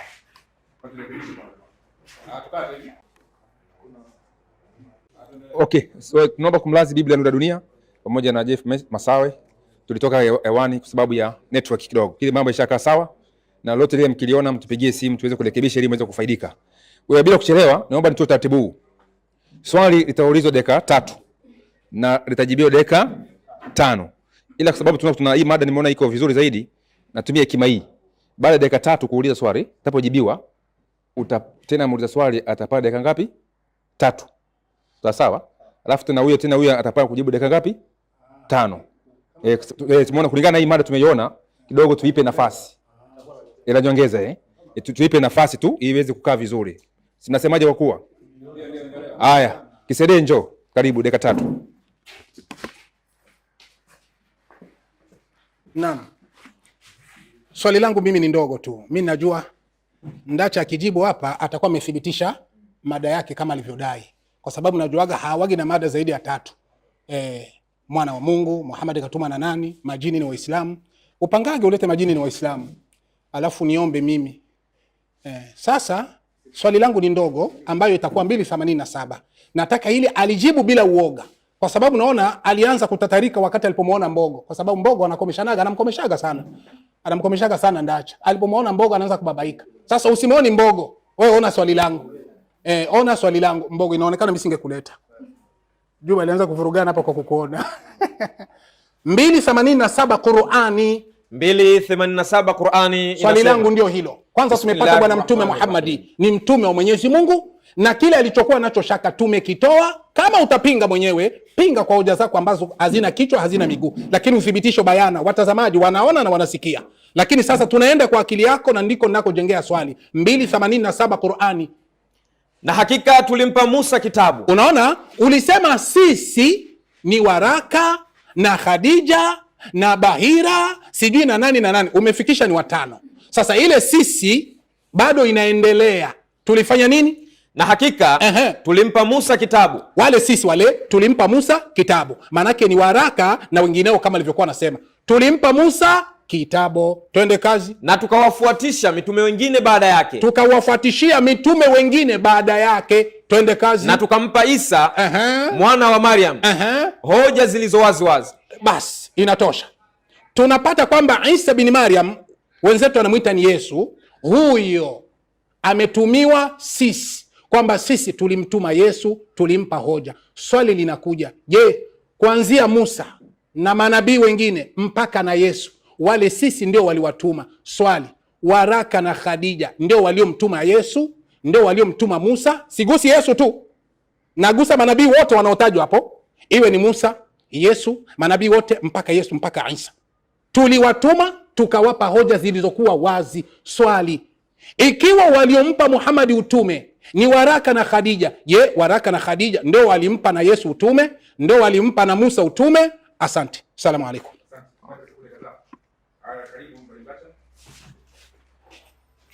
Kwanza ni masikitiko makubwa kwa sababu kitu ya kwanza KCD amemalizika. Ameisha kwa sababu hata swali lake ameulizia nje ya Mtume Muhammad, nje ya mada. Sasa ameenda kuuliza habari ya Musa, ameenda kuuliza habari ya Yesu. Nikana kwamba tunaongelea Yesu ama tunaongelea Musa. Hapa tunaongelea Muhammad. Hatuongelei Yesu wala Musa. Lakini kwa sababu kidogo nimeona ya kwamba uwezi ukakaa kwenye mada, alafu anasema omba mada nyingine. Sasa naomba mada nyingine na hii peke yake inakushinda. Sasa nataka nikupe mada nyingine na hii uwezi. Tena nadhani ya kwamba hata mimi tuko katika competition tunashindana. Mimi nataka nikuhubirie kwanza ujue Muhammad si mtume wa Mungu. Sasa nitoke niende kwa mada nyingine na hujatoka kwa hiyo. Sasa unatoa Qur'ani 2:87. Hii Qur'ani 2:87 inaongelea habari ya Musa, inaongelea habari ya Isa ama ya Yesu. Sasa Musa Qur'ani si yake. Yesu Qur'ani si yake. Wale wanaongea kwenye Qur'ani sio wale waliongea na Musa. Ndio unaona Yesu anasema, hebu fungua Yohana 17 mstari wa 3. Yesu anasema na uzima wa milele ndio huu, wakujue wewe Mungu wa pekee wa kweli. Wakujue wewe Mungu wa pekee wa kweli na Yesu Kristo uliye mtuma. Sio tuliye mtuma. Uliye mtuma. Kwa hivyo Yesu kulingana na injili yake, Yesu hajatumwa na wegi na kikundi. Siku mtahitimu mtakuwa na agalau kidogo. Watu. Yaani mwezi kutulia, mtu akifundisha kitu yake mada yake wakati wa muda wake mtulie. Uone mimi nakaa nyuma yako na sikuona siongei. Nakupa tu uhuru uongee. Lakini mimi nikiongea bwana mnanipigia kelele. Sasa mtahitimu lini Waislamu? Sasa swali ambalo ameliuliza kwanza linaonyesha mada imemshinda, kwa sababu Qur'ani si ya Musa na Qur'ani si ya Yesu. Sasa wale ambao hebu Qur'ani 4:79 inasema wema uliokufikia umetoka kwa Mwenyezi Mungu na ubaya uliokufikia umetoka kwa nafsi yako. Mwenyewe umefanya hata mambo yakakupata hayo. Nasi tumekupeleka kwa watu kuwa mtume na Mwenyezi Mungu ni shahidi. Uelewi hata Kiswahili ya kwamba hapo kuna full stop. Tumekupeleka kwa watu kuwa mtume, full stop. Hiyo message imeisha. Alafu na Mwenyezi Mungu ni shahidi. Wewe ni Mungu ni shahidi, si mwenye kutuma. Ndio nikakutolea waliomtuma walikuwa ni Waraka wakiwa na Hadija wakiwa na babu yake Abdul Mutalibu na wale mapadri. Nikakuwekea watu 5 waliomtuma Muhammad na umeshindwa kuwajibu. Alafu nikakutolea Muhammad akitoka kwa pago. Akitoka kwa pago yeye ameenda kushuhudia kwa mke wake. Mimi kutoka kwa pago nimechezewa na mashetani. Wakati alipoambiwa na bibi yake, huwezi kuchezewa na mashetani, ndiye akageuza baadaye. Akasema nimesikia sijui malaika akiongea biguni. Kwa hivyo kitu cha kwanza, Muhammad hakuna mahali ametumwa na Mungu. Na wale ambao mnafuatilia mada ya leo, nyinyi ni mashahidi ya kwamba KCD imemshinda 9-0. Kwa sababu hata hawezi akakaa kwenye mada. Sasa anakuja ananiambia, nimetoa hoja nikasema, ametoa andiko ya kwamba Muhammad si baba yoyote. Akasema hapana, si baba wa kimwili, ni baba wa kimani. Imeandikwa wapi? Si ni maneno umetoa kwa akili yako. Sasa tutasoma akili yako. Hakuna mahali hapo andiko limesema hivi, si baba yoyote. Si baba yoyote. Kwa hivyo ukisema si baba yoyote, hao watoto wake wataita nani baba? Sasa nimejibu swali lako ya kwamba mada si Yesu hapa, mada si Musa hapa, mada ni Muhammad hapa, na Muhammad anasema kulingana na waliomtuma ni Waraka, Hadija na mapadre na makuhani. Kama wewe kidume, pita huko. Unapita kado nini? Si upite. Sasa wewe unajipiga kifua na hoja zimekushinda. Sasa hapo katika Al-Haki Al-Maktum nimekutolea hapa baadaye dakika 15. Nikakwambia hivi, wapi Musa alitokewa na namusi? Wapi Yesu alitokewa na namusi? Umeguza. Wewe unakuja na majigambo, unakuja na kujipiga kifua wakati hoja zimekulemea. Kwa hivyo swali yako mimi nimekujibu ya kwamba waliomtuma Muhammad ni hao 5 ambaye nimewatoa hapo, na kutoka hapo Muhammad sio mtume wa Mungu, bali ni mtume wa Hadija, ni mtume wa Waraka, ni mtume wa makuhani, ni mtume wa mapadre, na pamoja na babu yake anaitwa Abdul Mutalibu, aliyempa utume akiwa na siku 7, akiwa na siku 8. Lakini kutoka hapo Muhammad akaanza kujitangaza, mimi ni mtume wa Mungu, mimi ni mtume wa Mungu. Hata saa hii hapa Tanzania kuna mitume ambaye hawajatumwa na Mungu, lakini wanadai wametumwa na Mungu, kumbe hawajatumwa.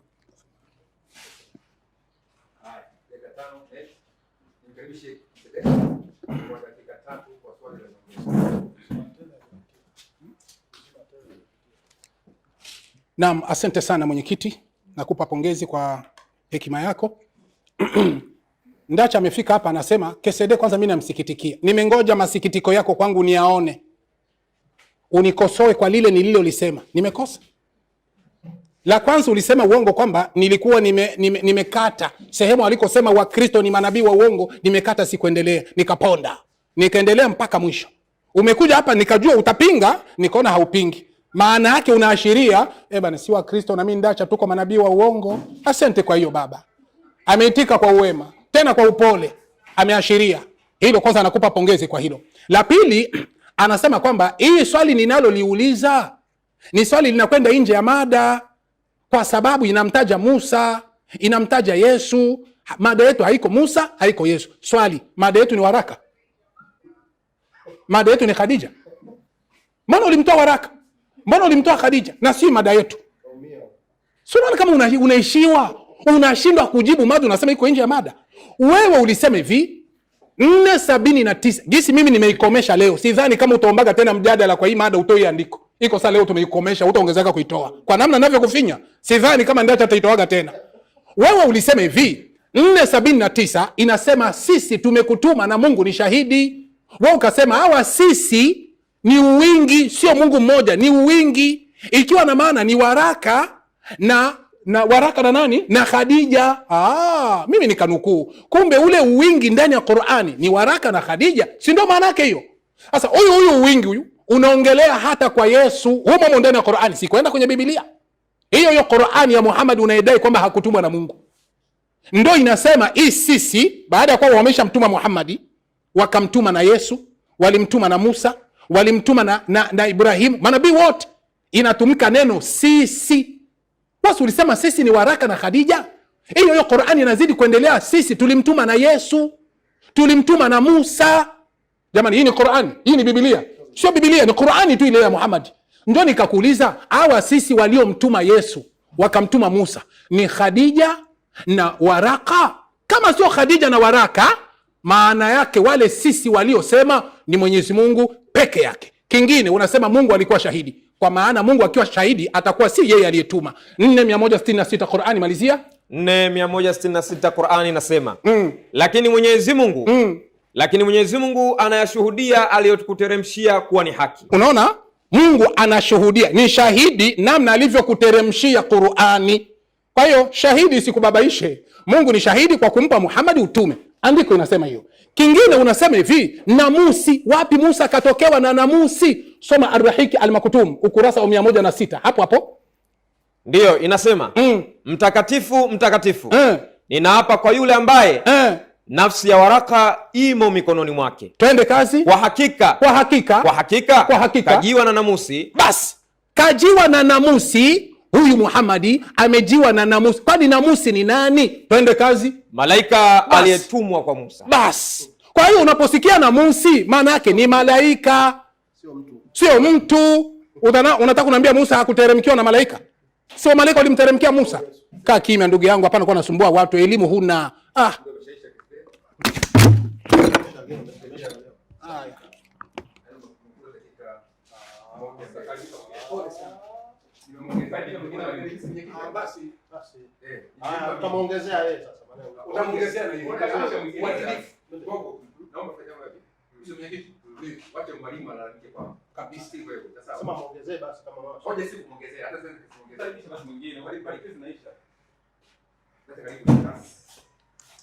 Haya, kwanza kitu cha kwanza swali nimelijibu kwa sababu hajasema ya kwamba sijamjibu. Kile amefanya amekuja kulalamika, kwa sababu hiyo ndio tabia yake. Sababu nimejibu hivi ya kwamba waliomtokea Muhammadi wakamtuma ndio hao kwenye Qur'ani wanaongea. Kwa Musa hawaongei hivyo, kwa Yesu hawaongei hivyo, na nikatoa aya Yohana 17:3 inasema uzima wa milele ndio huu, wakujue wewe Mungu wa pekee wa kweli na Yesu Kristo uliye mtuma. Lakini kwa Muhammadi tulikutuma. Lakini Yesu anasema aliyekutuma ni mmoja. Kwa Musa walituma.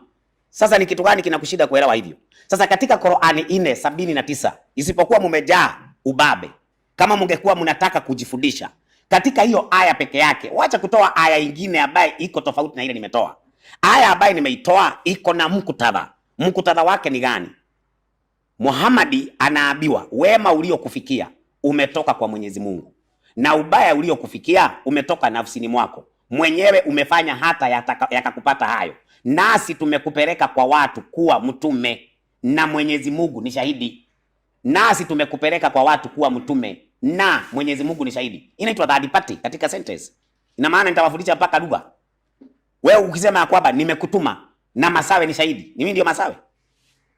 Sasa andiko linasema nasi tumekupeleka kwa watu kuwa mtume na Mwenyezi Mungu ni shahidi. Sasa mimi nikakwambia waliomtuma Muhammadi Mungu akiwa shahidi nimekutolea. Sasa wewe unakuja unasema ati mada ni waraka. Kwani kuna mahali wewe umesema Musa alimtuma Muhammadi? Mada ilikuwa Muhammadi ametumwa na nani? Sasa wewe sababu ya kutoka kwa mada ukaenda kwa Musa, ulikuwa unatoa Musa alimtuma Muhammadi? Ulikuwa unatoa Isa alimtuma Muhammadi? Mimi nimetoa waraka kwa sababu ni mada. Waraka alimtuma Muhammadi. Hiyo nimejenga hoja. Nimetoa Hadija alimtuma Muhammadi. Sasa unasema nilimtoa aje wakati ndio mada? Sasa wewe mada ilikuwa Musa, mada ilikuwa Yesu. Uone mada imekushinda, ukabaki tu kujipiga kifua. Lakini wale wanafuatilia, maana wana akili zao, wanajua mada ilishakulemea. Sasa katika hicho kitabu ulichokisoma kinasema manabii wa uongo walio na tabia baya.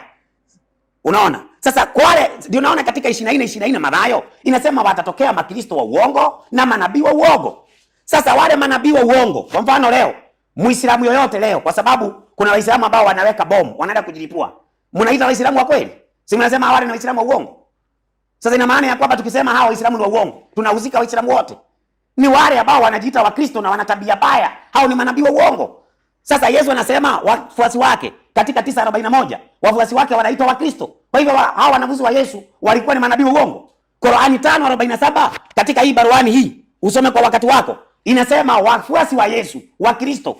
Sasa wafuasi wa Yesu walikuwa manabii wa uongo. Mbona mnataka tu shabiki? Si ukae kwa mada, nikufunze brother. Kama ni kikombe chukua, nimekupa. Lakini kama ni elimu nitakupa. Muhammadi alipotoka kwa pango, msomaji, nisaidie kile kitabu ambaye hajakiguza hiki kinaitwa Upanga Mkali. Wanasema walimtafuta Muhammad kutoka kwa pango, anakuja anasema nilijiwa na muhitaji wa majini. Hiki kitabu kinanunuliwa katika duka za Uislamu ambacho kinasema nilijiwa na muhitaji wa majini. Sasa tuambieni, huyu malaika Gabrieli ama malaika Jibrili ambaye mnamuongelea leo, huyu tuambieni ndiye muhitaji wa majini ambaye Muhammad walikuwa naye kwa pango. Mbona hii amguzi? Na hapo ndio hoja, ndio kichwa, hapo ndio msingi wa mada yangu. Mbona mnahepa hapo? Kama mngekuwa nyinyi ni vidume, kama mngekuwa nyinyi ni wasomi, mngekuwa mshapigana na mahali ambapo nimejenga hoja zangu. Sasa mnaacha tu. Nakuja wewe Dasha hujui kitu. Wewe Dasha, wewe hamna kitu. Lakini wale wanasikiliza, wanasikia hoja zangu, hamjajibu. Wanasikia hoja zangu, hamjanijibu. Sasa katika kitabu cha Yeremia 14:14 nilikuwa nimejengea hoja. Wale ambao hawajatumwa na Mungu bado wanakuja wakidai wametumwa na Mungu. Hata hapa Tanzania kuna watu ambao wanadai ni manabii wa Mungu na Mungu hajawatuma. Ukienda kuwauliza watasema si wa Mungu, si watasema ni wa Mungu. Lakini kile kitafanya tujue si wa Mungu ni kuwa Mungu hajawatuma. Hiyo ndio maana. Kwa hivyo swali lako nimekujibu, na kwa kweli nimekujibu ya kwamba Muhammad alitumwa na Waraka, akatumwa na Hadija, akatumwa na babu yake, na akatumwa na makuhani waliokuwa wanakaa Warabuni. Muhammad sio nabii wa Mungu abadan.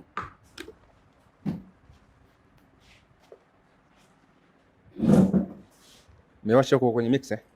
Okay, upande tumeshamaliza. Katika upande huu ningeomba simulizi usiingilie kiti, wewe chukua nini?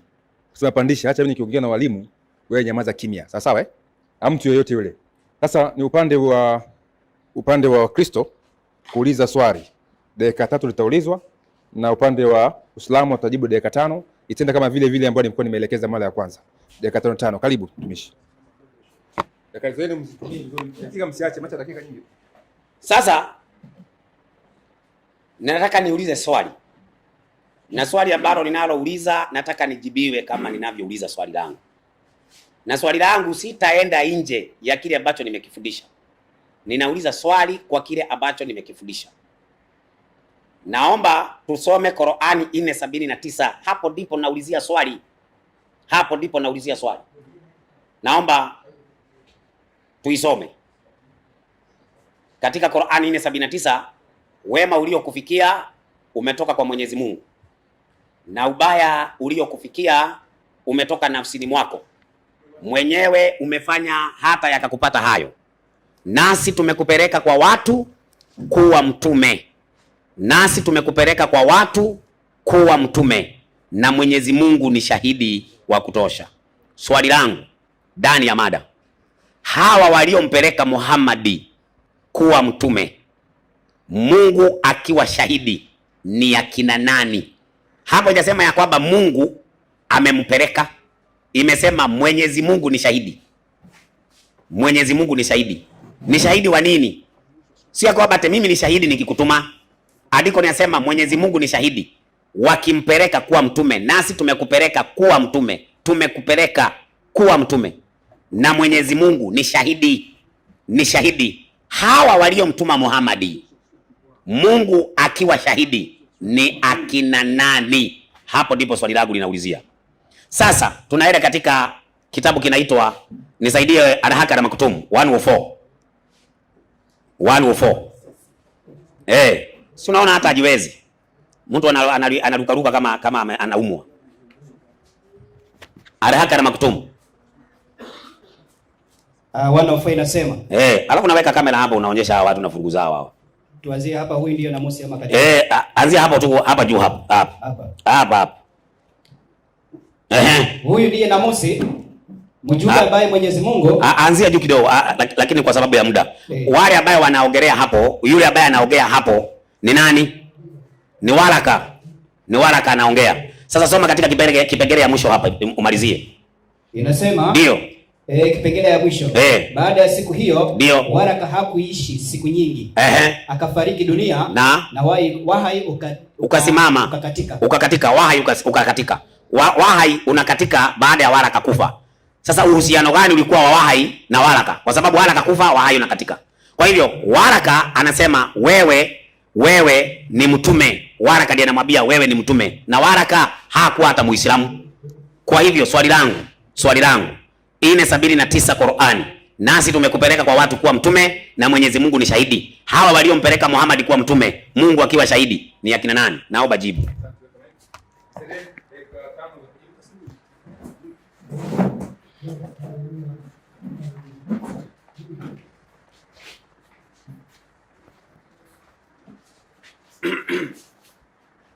Asante sana mwenyekiti kwa hekima yako.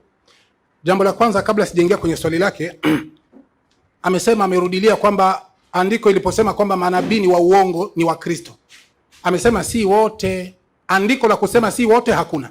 Hiyo ndio jambo la kwanza. Hakuna andiko lolote ambalo linasema wa Kristo si manabii wa uongo. Andiko hilo hakuna. Bali umeongeza wewe. Lakini kitabu kilisema wa Kristo ni manabii wa uongo. Baadaye wewe utakuja hapo uniulize wapi na wewe anaandika wote. Nitakupa andiko. Si unaona huko nasema mbona mimi sisemi? Lakini mimi sikukatazi kwa sababu mnasaidiana. Kitu kingine umesema kwamba nilifikiwa na majini nikawasomea Qur'ani. Unashangaa. Mtume kufikiwa na majini, mtume akawasomea Qur'ani, inakushangaza. Ndio unataka kutengeneza tu vitu. Sio kama Muhammad ilitumwa na majini. Mathayo 4:1 inasemaje? Yesu alifikiwa na shetani na Yesu akamhubiria maneno ya Mungu.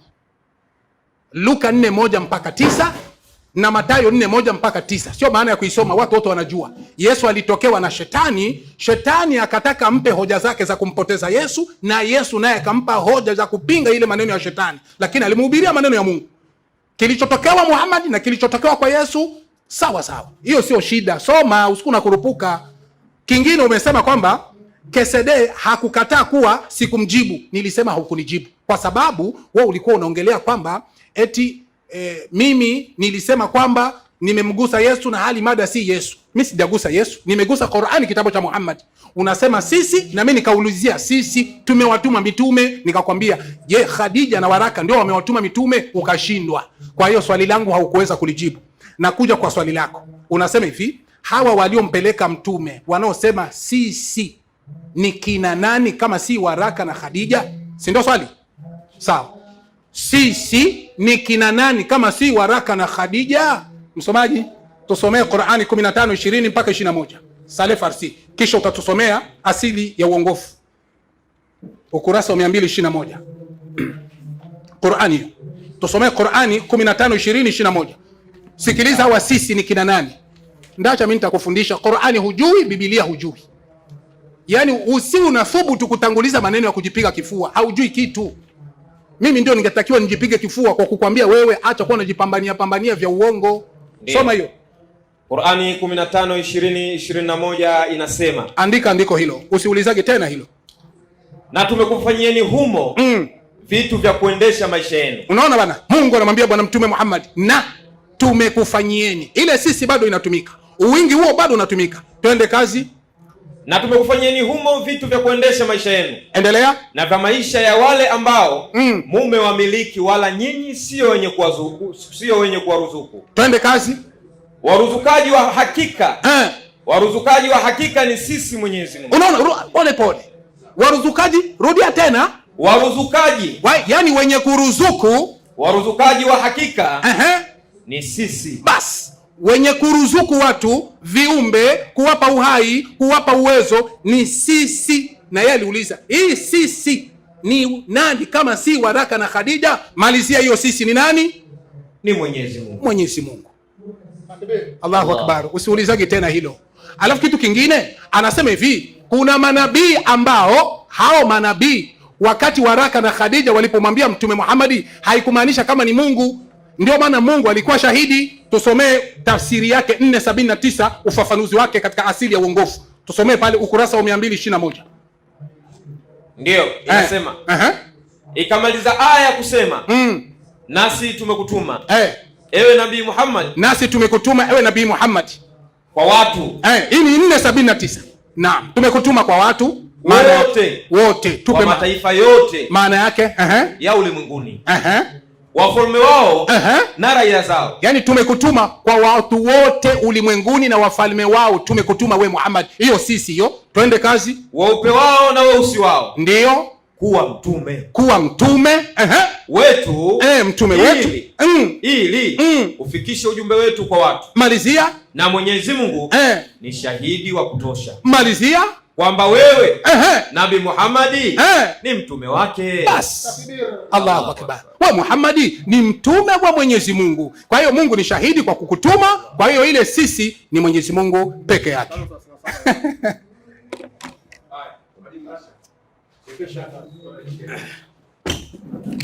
Bwana mwenyekiti, labda tuwe tunacheza mchezo wa karubadika, lakini ningeomba usikilize andiko nililolitoa na swali ambalo niliuliza. Kwa akili ya KCD, mahali popote pameandikwa sisi, anaenda analijibia swali ambalo nimeuliza. Sasa nitarudia aya, alafu na mimi nitoe mahali nyingine inaitwa sisi, na mimi bado niseme bado ni hao. Soma Qur'ani 4:79. Soma tusikie. Wema uliokufikia umetoka kwa Mwenyezi Mungu. Kila aya iko na muktadha wake. Sikiliza muktadha wa andiko. Wacha kukurupuka tu. Soma msomaji, Na ubaya uliokufika umetoka nafsini mwako. Safi. Mwenyewe umefanya mambo hata yakakufika hayo. Twende. Nasi tumekupeleka kwa watu kuwa mtume. Hapo kuna nini? Kuna koma. Nasi tumekupeleka kwa watu kuwa mtume. Kuna nini hapo? Full stop. Kuna full stop, sio koma. Full stop ina maana ya kwamba hiyo statement imeisha. Tumekupeleka kwa watu 2 mstari wa 14. Na mimi wacha nikutafutie mahali nyingine imeandikwa sisi bado. Jibu swali yenye nimekuuliza. Qur'ani tumeisoma kuanzia mwanzo mpaka mwisho. Tunajua muuna jibu. Soma msomaji. 72 suratul Jin. Inasema 12. Ndio. Nasi tulijua ya kuwa hatuwezi kumshinda. Qur'ani 72:14. 14 inasema. Inasemaje? Nasi wamo miongoni mwetu walio silimu. Hapa pameandikwa jina gani? Nasi. Na yeye akatoa mahali pameandikwaje? Nasi. Sasa nikisema nasi hapo atakuwa ni nani? Kwenye hii Qur'ani. Kwenye hiyo aya ni majini. Naam. Kwa hivyo nikisema basi Muhammad alitumwa na majini, si nitakuwa nimetumia akili kama zake? Kabisa. Kwa sababu yeye akipata mahali imeitwa nasi, anasema ndio walituma nani? Na Mungu. Ndio walimtuma Muhammad kwa sababu iko nasi. Lakini muktadha wa aya niliyotoa iko na muktadha wake. Nasi tumekupeleka kwa watu kuwa mtume. Full stop. Na Mwenyezi Mungu ni shahidi. Mwenyezi Mungu ni mwingine na waliomtuma ni mwingine. Kama andiko hiyo lingekuwa nasi Mwenyezi Mungu amesema nasi tumekutuma, nasi Mwenyezi Mungu ndio shahidi, ingekuwa angalau. Lakini sema tumekupeleka kwa watu kuwa mtume na Mwenyezi Mungu ni shahidi. Wenye kumpeleka ni wengine, lakini Mungu ni shahidi. Nikauliza, hawa walimpeleka kuwa mtume ni akina nani, Mungu akiwa shahidi? Njoo jibu swali. KCD, wacha kujipiga kifua brother.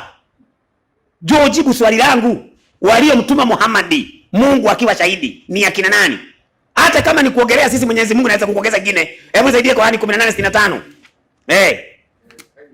Dakika imeisha. Haya.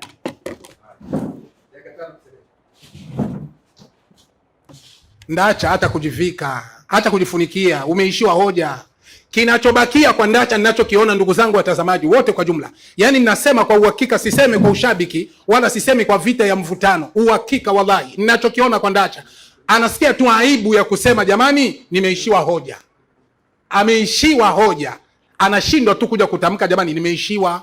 Ni kuja tu kukakamia kuweza kufunika aibu yake, kwa sababu kile alichokuwa anatarajia na kutangaza naenda kuzima Uislamu kwa hoja hii, inakuja kutokea ni kinyume na hivyo, mpaka anachemka. Sasa anashindwa namna atakavyosema kwamba jamani, nimeishiwa hoja, basi tuanze mengine. Ndo anataka funikie aibu. Ni aibu Ndacha. Jambo la kwanza, wewe umesema kwamba mimi nisijipige kifua, na hali ya kuwa sijipigi kifua.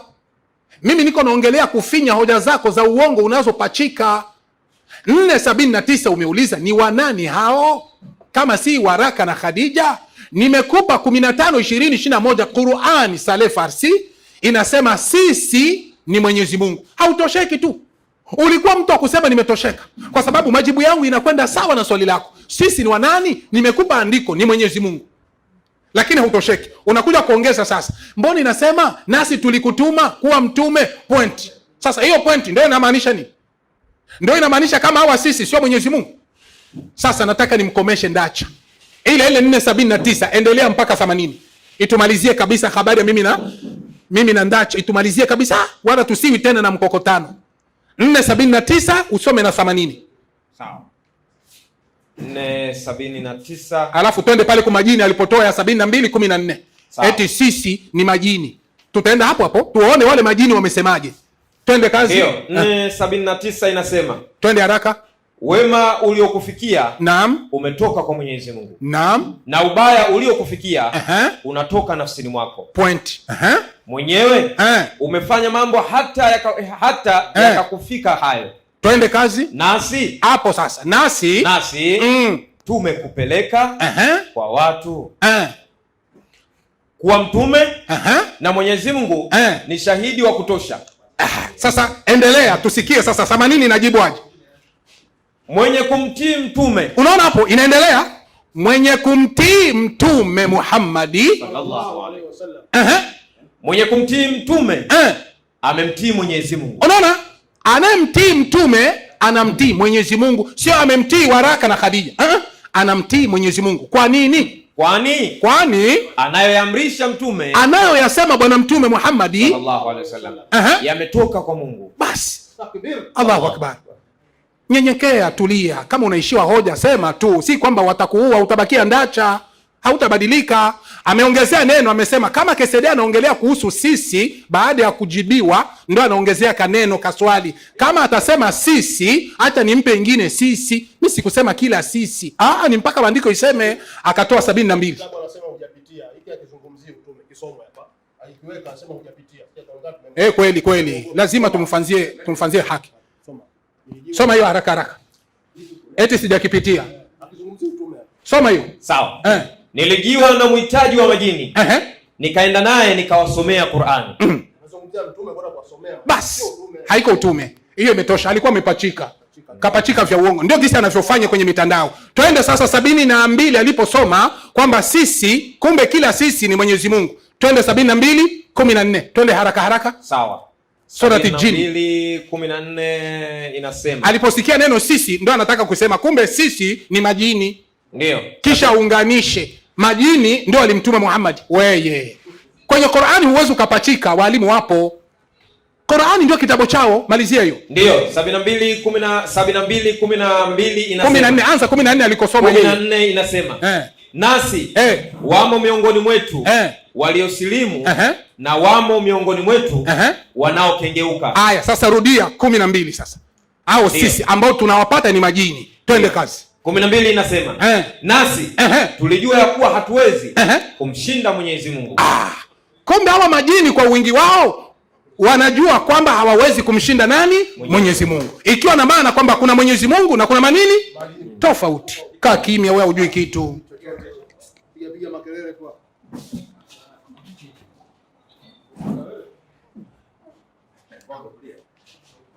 Wasubiri nao pande baadaye ukana berishiriwa akunyooshe vizuri. Sasa ule upande wote wa majibizano umekamilika katika dakika 20, dakika 10 na maswali kwa pande zote. Nikifikiria naona kama muda unatosha, tupandishe mada ya pili. Au sio? Nafikiri imeeleweka, tumwache msikilizaji achuje. Ngoja niangalie mada ya pili hapa, niziwekee time.